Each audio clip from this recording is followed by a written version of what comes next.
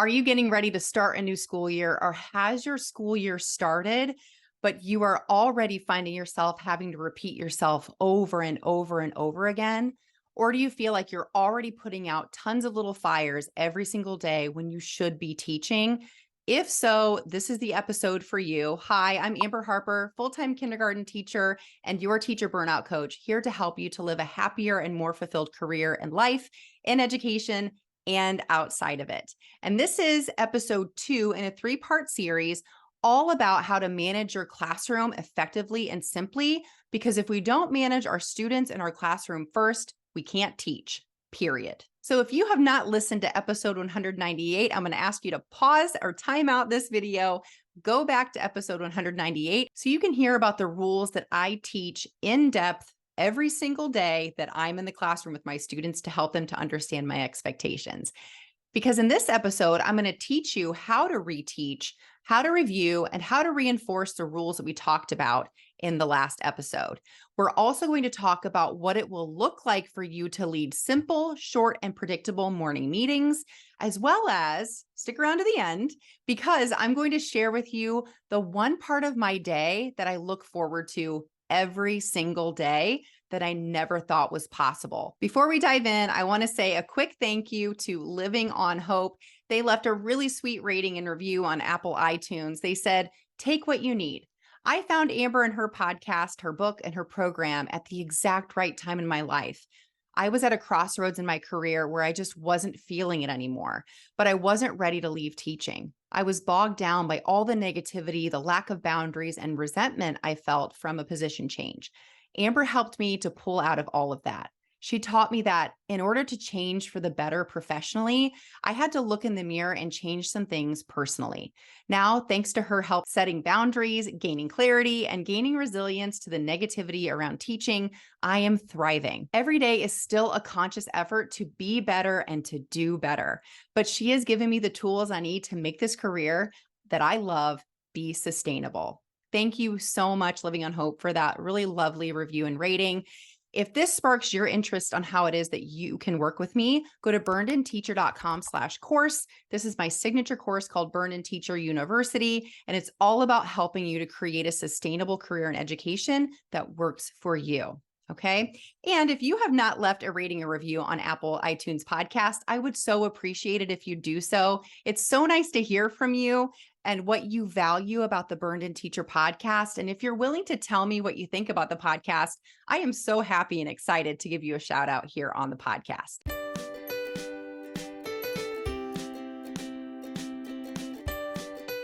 All right, with all of that out of the way, let's dive into today's teaching points, which is all about how it is that we actually address these rules and expectations every single day. So we're always setting ourselves, and our students up for success, because that is the ultimate goal so that we can do our job.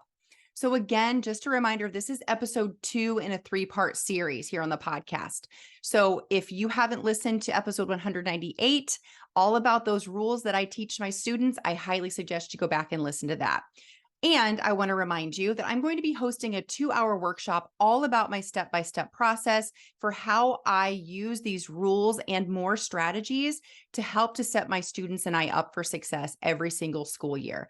It's taking place on Tuesday, September 19th at 7:30 p.m. Eastern Standard Time. It will be recorded and there will be a replay available to anyone who registers.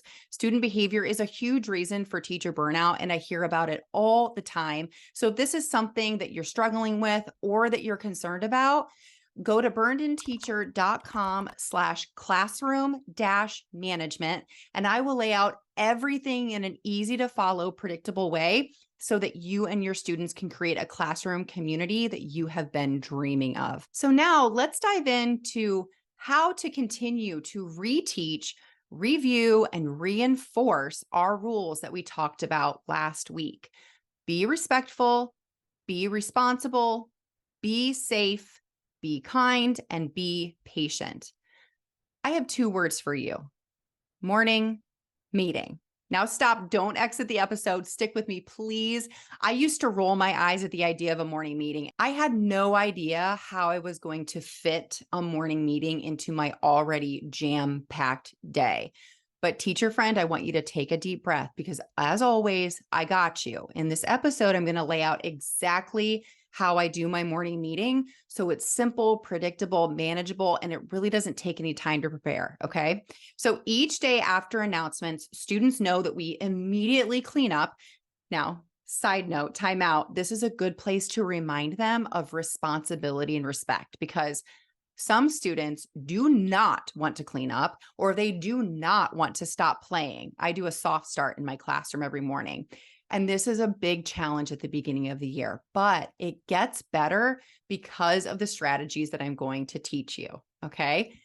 So as the students are cleaning up, I start with our morning song. I discuss this more in episode 29, which you can access right here of the Burn In Teacher podcast. And I'll include a link in the show notes as well. But for me, it's the kids' version of the Three Little Birds.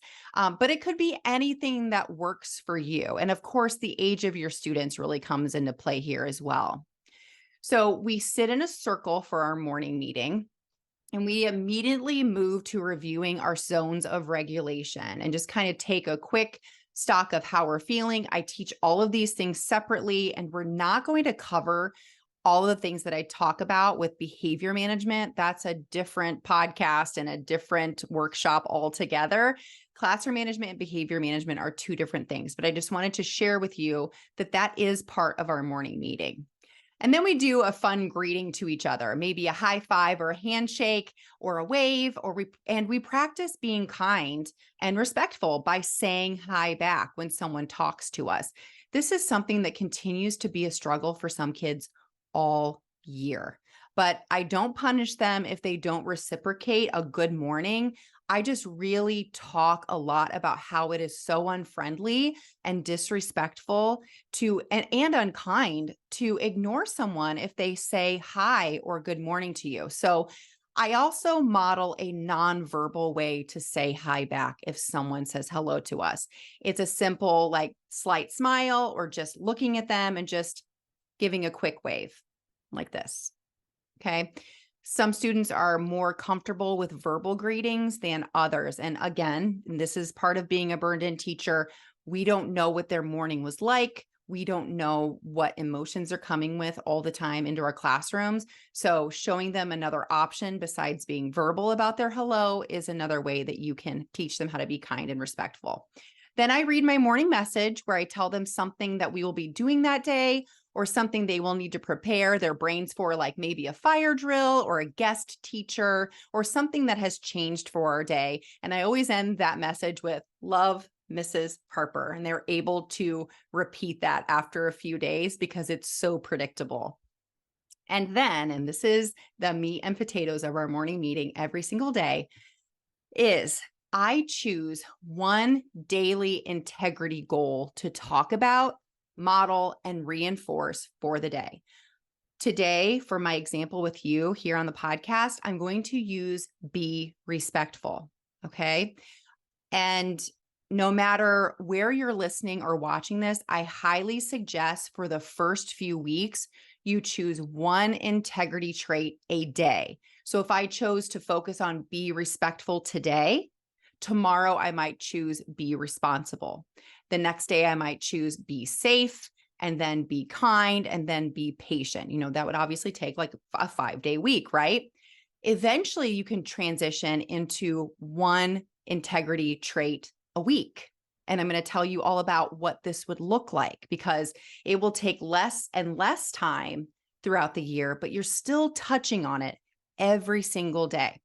So again, for today's episode, I'm going to be simple and use be respectful. So I will reinforce the rules that I shared with them the first day. When a teacher asks you to do something, do it. When a teacher asks you to stop doing something, stop doing it. And if I may take a quick time out, the kids are going to be able to finish these sentences with you. Okay, I kid you not. No matter whether you're teaching preschool or kindergarten, it doesn't matter. All right. When you are asked to clean up, you clean up right away and help others if they need it. When a teacher is talking, your lips are together, hands in your lap, crisscross applesauce, and eyes on the teacher. We call that whole body listening. Keep your hands to yourself and stay in your own personal space. And use your words. If someone is in your personal space, you may say, please stop, you're in my personal space. Please stop, I don't like that. Can you please help me? Use your manners, say please, thank you, excuse me, and I'm sorry. And I will pull out 1 to 3 of these specific rules to highlight for this meeting. So I might just pick when a teacher asks you to do something, do it. And we're going to focus on that one for a second. And that might be the only one we focus on for the day. It depends on your teaching style. It depends on your students. It depends on your age group. Okay. So if I'm focusing on when a teacher asks you to do something, do it. What does that look like and sound like? Turn and talk to your neighbor. Now, I've already taught them how to turn and talk, by the way. Like, we're supposed to be teaching every single system for everything we do in our class, right? So they've already been taught how to turn and talk. If they haven't, I probably will just have them raise their hand. What does it look like and sound like to do what your teacher asks you to do?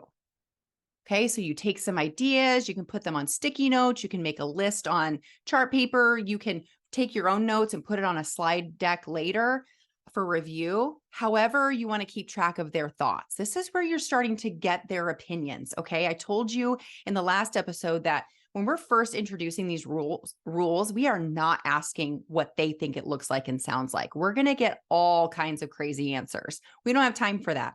Now is when we are asking for their thoughts and ideas on what it will look like and sound like for those little specific sub rules that fit within being respectful. And then after a while, you of course gather lots of answers and thoughts, have some conversation. And if you're comfortable and you think the students are comfortable, ask someone to come up and let's act out what it might look like and sound like if I ask Jimmy to do something. All right, Jimmy, come on up here. Okay, Jimmy, will you please go sit down? Wow, did you notice that he sat down right away? Like, he didn't roll his eyes. He didn't stomp his feet. He didn't say anything. He just did exactly what I asked him to do. Let's give Jimmy a round of applause. All right, let's use someone else. All right, Sarah, come on up here. All right, Sarah. Hey, Sarah, would you please go pick that up for me? And maybe you point to something and have them pick it up. Okay. No, wow. Notice how Sarah even smiled at me and said, sure.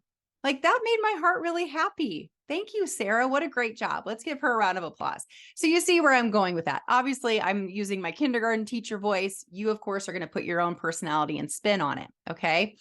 So you are going to reinforce all of their ideas and reinforce all of the positive examples by using their name. And this is where you are literally building relationships that everybody tells you to build. This is where you're building that classroom community. By doing all of this together, you are setting them up for so much success.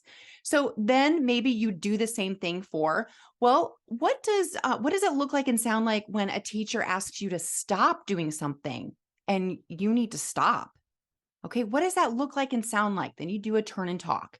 Then you do an open share. So you could have them raise their hands, however it is that you want to have them share their thoughts. And then again, you act it out. And as I mentioned already, I would not have students act out the wrong way to do this. We are showing them what we want it to look like, not what we don't want. Trust me, you know this. There are going to be plenty of opportunities for you to point out what the wrong way to do these things are, okay? We are not going to take time having kids act out what it doesn't look like, especially with younger students, because they may not even know. And then all we're doing is planting seeds and ideas into their heads of what they could do the opposite of, how they could do the opposite of what it is that we're telling them to do. Okay. Then before we wrap up the classroom meeting, the morning meeting, make a classroom goal for the day. Okay. You are going to tell them that you are watching the class all day for signs of respect and for models of respect. So you're looking for students today, since you talked about those 2 ways that students can show respect in the class, you're looking for respect all day from the class. And we're going to come back to this in a minute. The next thing that you're going to also share with the students is that you're really paying attention to students who are really being amazing models of respect. And you're going to be watching today, and you're going to do this every single day. This is your morning meeting structure every single day. And already I know some of you who love to switch it up and spice things up. You might be thinking this is boring. It's not. The kids look forward to it. They ask when we're going to do certain things. And if something is different one day, they're like, when are we going to do? They look forward to this time together. And it really does become almost like a family time during your school day. Okay. I told you I was going to share with you a game changer. And for me, I really had to shift my mindset about this, because I will admit my attitude sucked whenever I was told that this would be a good thing to implement in my class. And that is closing circle. Okay. Remember those goals that you set for your class at the beginning of the day. And remember that we told the students that we're looking out for those behaviors that we want to see and modeling respect daily. This is where the magic happens. Side note, you're rewarding and recognizing that positive behavior that you want to see all day long. You're not waiting for the end. You're always praising Sarah and Jimmy and Lorenzo. You are always praising them whenever they are doing something that's modeling respect, responsibility, safety, kindness, or patience. Okay. But the closing circle is where you actually do some positive behavior reinforcement. Okay. We're going to talk more about that in next week's episode. But first of all, the morning meeting and the closing circle do not have to be a circle. Okay. My closing circle takes place in their sit spots where they're all facing the front of the room. You can do it however you want. We also have a closing circle song. It's the same all year. And once they're in their spots, we dive right into the same routine every single day. We have some students share a joke or a show and tell. We see if we reached our classroom goal. We do a yay or an oops. I will cover all of this later. And we do group stars, and then we have an integrity message. So I'm going to go into more detail for each of these in next week's episode, but today I'm going to focus on the classroom goal. Okay. I reinforced that today I was looking for respect in the classroom. And so I asked the students, when I asked you to do something in class today, did you guys do it? And if I asked you all to stop doing something, were you respectful, and did you show respect by stopping? And if they just give me thumbs up, thumbs down, and I teach them, they can kind of go in the middle, because we do have some of those shaky, quaky days, right? So I elaborate on why I agree or I disagree with them. And if they, as a class, showed respect, I reward the class in a specific and predictable way. All right. I'll talk more in more detail about this next week. Then I move to the students' favorite part of the day. So during your prep period, or a time that's close to the end of the day for you, you pick two students who you have seen model respect either once really well or throughout the day. All right. And you should be able to give a specific example of how they showed respect. And they get a positive office referral. And I share a picture of them holding their trophies and their positive office referrals. I take a picture of them together and I share it with parents on Seesaw or whatever platform you use to communicate with parents. And the next day they get to do some really special things. Again, I'm going to elaborate on this next episode. So finally, and I'm kind of sneaking this in there, we also tally up group stars, all right, which is also super amazing for helping them to work together as a team. But I'm going to cover that next week. So to wrap this up, you've probably gotten to the gist of my philosophy for teaching, reteaching, reviewing, and reinforcing what I expect to see daily in our classroom. With this model, you leave no room for misinterpretation.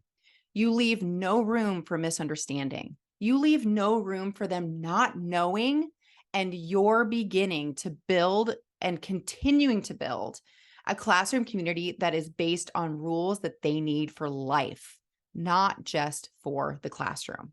And in next week's episode, I'm going to share with you how it is that I reinforce this positive behavior. Trigger warning. I know that this can be a controversial topic. Okay.